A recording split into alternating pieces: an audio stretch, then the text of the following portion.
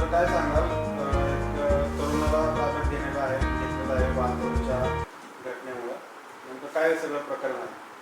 हा आमच्याकडे Bhosari police station येथे 55/2026 हा वाहन चोरीचा गुन्हा दाखल झाला होता. त्या गुन्ह्याच्या तपासामध्ये आमचे डिटेक्शन स्टाफचे टापरे साहेब, API टापरे साहेब, PSI खाडे साहेब, ASI बोयने साहेब आणि त्यांचा सर्व स्टाफ हे त्या गुन्ह्याचा तपास करत होते.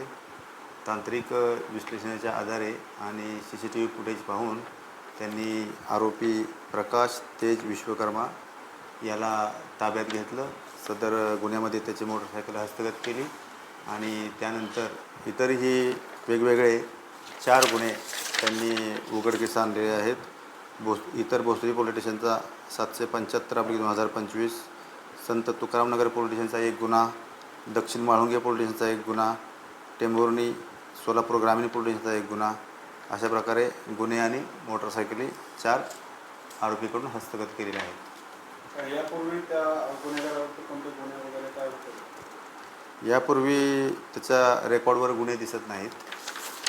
आणखी किती जण यामध्ये सामील असतील काय याची साखळी वगैरे काय आहे का, की हा एकच आरोपी आता आपल्या ताब्यात आहे?